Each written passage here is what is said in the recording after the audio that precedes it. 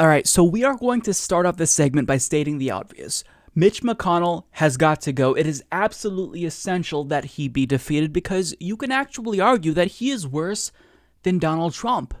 Because Donald Trump is an incompetent buffoon, but Mitch McConnell is the enforcer for Donald Trump. Mitch McConnell is the reason why Donald Trump is able to put all of his ideas into practice. The reason why he's able to effectively appoint so many judges.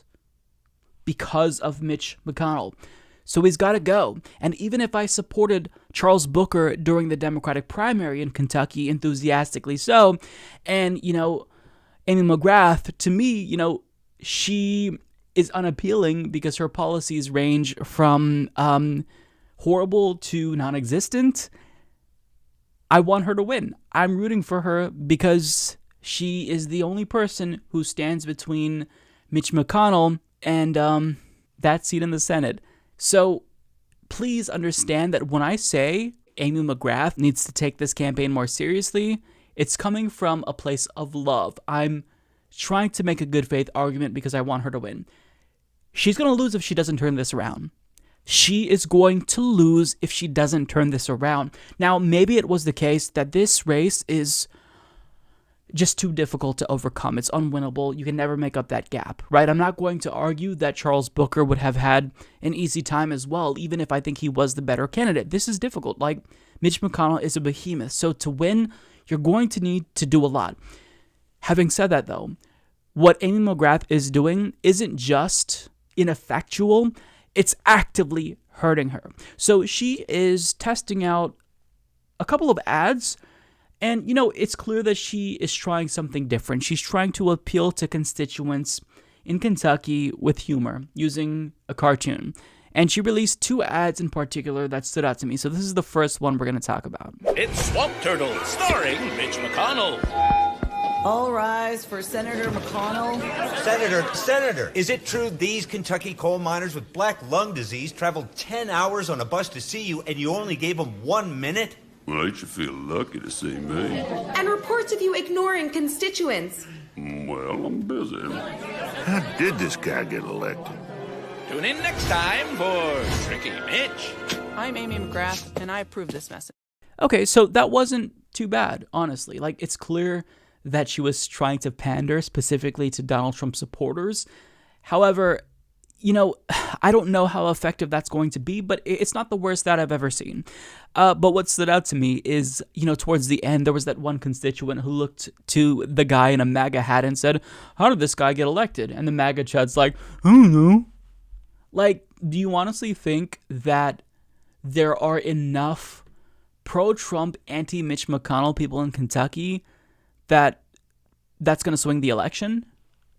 And even if we assume that there's a large enough voting block of pro-Trump, anti-McConnell people in Kentucky, what would make you think they'd vote for the Democrat? Maybe they just stay home if they're that disillusioned with Mitch McConnell.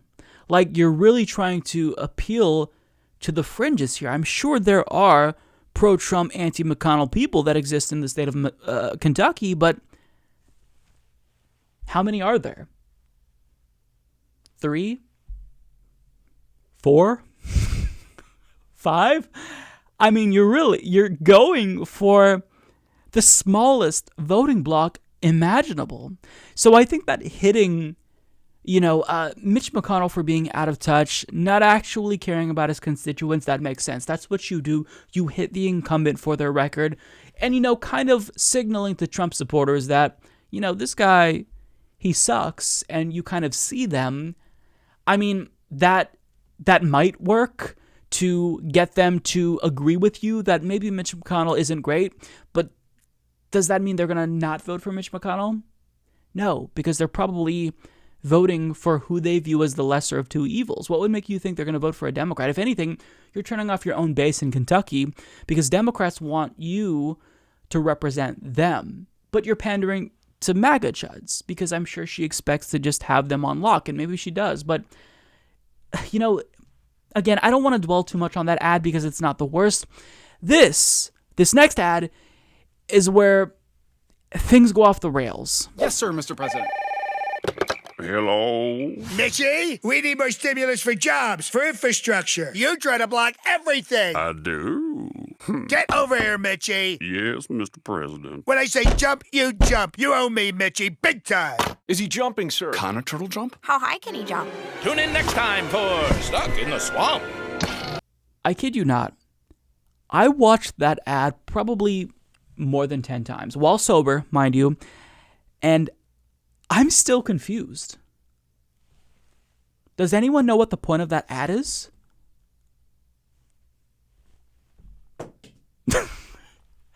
What is the point of that?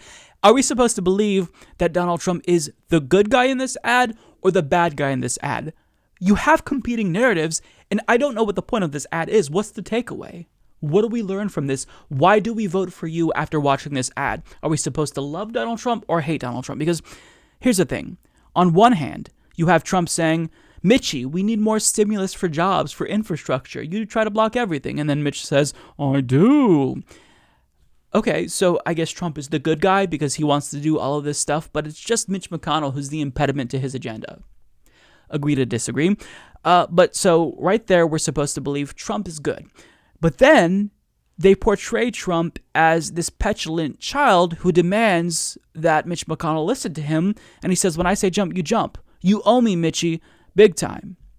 So the narrative is just sloppy. I don't know what the thesis of this ad is. Is Trump the good guy or the bad guy? Now, I can deduce based on her previous ads that she believes Trump is the good guy because she's previously tried to position herself as a pro-Trump Democrat.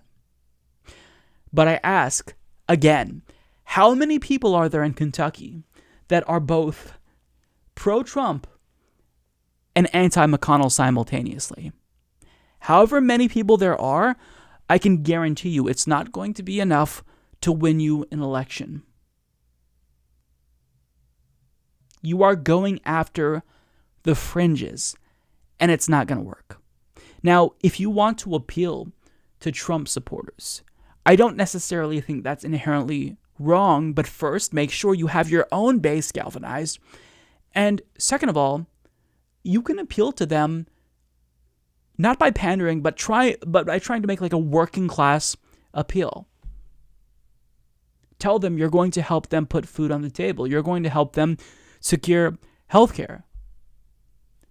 Make sure they know that you are going to materially improve their lives if you're elected. Now, maybe that's the subtext.